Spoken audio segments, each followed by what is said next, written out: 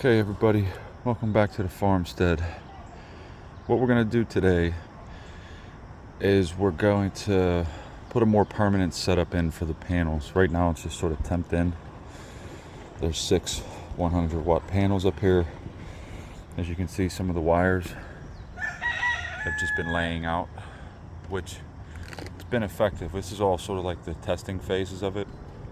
Wanted to make sure before we did anything more permanent that it was going to work, but it's been extremely effective. So we're going to now add some stuff. That T-fitting is going to go on right there.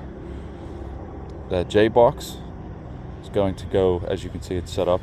It's going to go just beside it, and then we're going to pipe it across here. This will be a piece of 3-inch PVC, and then we're going to brace that up and sort of use that as a conduit. All the wires in the backs, this sort of bunch of stuff here. Each set comes out of one solar panel.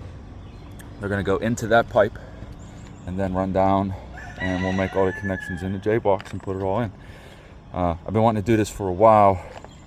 It was actually hard to find one of those 2-inch tees at a reasonable price, but I found one on eBay for 22 bucks. So, and winter's going to be here, and I really don't want to leave this out for another winter without it being more permanent. I mean, as you can see, the wires have held up pretty good, but they are kind of sun bleached in a way. They're not supposed to be exposed for a really long amount of time, so that's why we're going to try and take care of it now. All right, let's get to it. Okay, I just want to explain real quick. Like, as I was saying, this was a temporary setup, so I just had a cut off piece of a 4x6.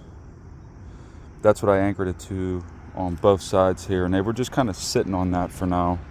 And I ran the wires underneath, and I had it all screwed down just so the wind wouldn't pick anything up. But the idea was to keep the roof water flowing so that there wasn't a backup anywhere, debris or whatever. So there was a path for the water to get through, which for about 1.5 years this worked pretty well. It's just I want to get the more permanent setup going as far as a piece of conduit and just not having wires laying on the roof. So wanted to add that as a caveat because I'm hoping that if anybody finds this video that they're going to try and do something that they could understand what I did, and maybe I wish a video like this existed whenever I was researching it, because it's a lot of how-tos on how they expect you to set it up. This isn't exactly how this was expected to be set up. This was supposed to be for like an RV roof, like you'd put one or two of those on an RV roof, and then the setup would go down inside. What I did was I started with a water pump, because when we started this, this is the addition for the little garage, but we did something very similar to the regular building of the roof that I'm standing on, and we had no water. There's nothing up here. There's no water source other than the spring that's down, and it's a little distance away. So, there's no city waters, nothing like that. So we bought a 275-gallon tote. Is that one right there? We filled that up by transferring 55-gallon buckets full of water at the house into that. Then I got a water pump for an RV, which I made a video about this. Water pump for an RV, hooked up the panels to it and the motor of the water pump for the RV, which then we used the hose to do all the concrete work, which worked extremely well. And that was another testing phase, me not knowing much of any of this. So I started with that. Then we transferred that setup, only a little bigger, with a few more panels and a couple more batteries, into the building once it was done. And I set it up to be somewhat of a more permanent basis. There's a mast right there that runs down to a meter box should we choose to hook up with the power company, which I highly doubt we'll do, but you know, it's at least set up for that. Anyway, so this was another temporary setup because I wasn't sure if, you know, we were going to need more panels, less panels, different types of inverters. We changed the batteries, which I'll get to that once I get this done. I'll show you guys what that is. But you know, this is sort of like taking a not traditional setup and making it into something more permanent for a building. So in theory, I thought that would be a good idea. I mean, what's an RV? It's just a house on wheels. So why couldn't we take that and put it on something without wheels, right? Makes sense to me. So this was a 30 amp Nature's Power setup. I changed the inverter and I went through a couple different types of batteries. I found what I believe to be a good set of batteries for it. And we'll get to that. But again, I just wanted to try to explain my way through this because as I was taking some of this apart, I was thinking, you know, it might be a good opportunity to show anybody sort of a step-by-step of what I did. And then, you know, maybe you guys that are watching this don't have to exactly go through all the testing phases as much as I did. So thought I'd add that here, and the next step when we come back, I'll probably have most of it put together to explain what I did. One more thing to add for everybody is that these panels will still generate power whether they're hooked up or not. So there's still going to be, once the sun comes out, gets real bright, there's still going to be power coming out of there. So you guys, if you're working on any of this stuff, what you could do is cover it, you know, tarp or cardboard or something so that it doesn't pick up the sun and generate power, or tape up the ends, be very careful with them, but just keep in mind that it's still going to generate power as long as the sun is out, no matter how it's hooked up or what it's hooked up to. So, you know, keep it away from water, keep it away from anything that can conduct. Just thought I'd add that real quick. As I was taking this apart, I thought about it. All right, I just wanted to add this middle part where we're getting close. I got the game plan together. So what we're gonna do, 3-inch PVC, straight down the middle, 3/4 inch seal tight out of that and into the back, and then we're going to duct seal each one of those on the back of each one. I thought I'd stop right here and kind of show, you know, the midway part of the process. I got about another hour left. I got everything set up. I just got to kind of put it together and then rewire everything. And yeah, so I'll just cut right here and then we'll come back to that when I'm done. All right, well, we're finished up here. So keep some of this in mind. We're trying to work with what materials we had. I think it turned out pretty darn good, but you know, some of this stuff could have been maybe a little better if we went and bought a bunch of different material, but I think it turned out great for what it was. So, for example, the brackets that are being used to hold this stuff up are post brackets from whenever we created the first water pump with the solar panel. I've had this 3-inch pipe, this PVC, for a long time. I decided to use it.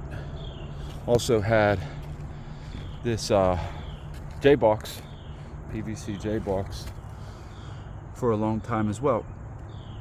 So with all that in mind, we didn't really have to spend a bunch of money. The only thing I really had to buy was the coupling, the nipple, and the fern coat down at the end. The other stuff I've had sitting around basically waiting for this. I got a good deal on Amazon for the seal tight and the fittings. They were return items that I got sent a deal for last year. I knew I was going to do this. So anyway, let's take a look. So what I did was I tried to set them up at slightly different angles in order to catch the sun different times of the year at different angles, so that there's always at least something. So for the majority of it, I'd say 4 of the 6, maybe even 5 of the 6, 90% of the day they're going to pick up the sun. These two on the end, however, because I've noticed after charging for, paying attention to this for a while, which is why we were doing this. It's all an experiment. The reason why we were doing this is when the sun rises, a lot of times in the winter it'll rise over there, or in the summer it'll rise over there. The sun does a bit of a figure eight in the sky, in case you didn't know. So different seasons, different times. So, and then the sun will set over here, either in that direction or in that direction. So what I've noticed from paying attention to the sun and the way that the batteries are being charged is that if I had two panels, set up like that, then there's a very good chance that I'll be able to catch the sun and still be able to charge the last couple hours of the day, which hasn't been a problem, but why not if you can, So if this doesn't work out, if it turns out that that's a problem, we can very easily just adjust and flatten them out like the rest of them. But the other 2 or 4 are similar in the same, where they're just slightly different angles, both sides. But they will pick up the sun and the sky overhead for the majority of the day. So that being said, what we did, we add the T, the J-box, the 3-inch PVC pipe going across, and then seal tight coming out to the back of each one. And that's to protect the wire and the components from the weather. And then just for a little bit of good measure, on the back of each one, there's a putty on the back right here. That's to weather tight it up. You usually see that on the top. We call it duct seal, but you usually see it on the top of services on the outside of the house, where the service entrance meets the meter box. So yeah, a little duct seal on the back of each one. And again, for what it is, I think it turned out pretty good. This is all just to try to keep it out of the weather for as long as possible and be able to maintenance it, if we need to. So this whole thing can be taken apart pretty easily. There's no glue on the coupling, so it can just pop apart, and then we can go in and fix the problems if there are any. But I think we're going to be in pretty good shape here. I like the way it's turned out. Time will tell if this is beneficial, but really I think it'll be fine. This isn't much of a big difference between what we had that worked great and what we're using now, other than a slight difference in the angles. We basically have the same thing, only much better weather tight. It'll keep the rain and the snow and the wind, and mostly the biggest problem is going to be the UV. When that sun's really blaring down on these wires and things like that, it can really degrade them. After years of doing electrical work, I can tell you that the wires really take a beating when they're out in the sun for a long time, exposed over the years. They might actually look fine from the ground, but if you go to move them, they crumble. So I'll do a part 2 of this at some point to explain some of the inside, but for now, this is the setup for the roof. You guys have a good day.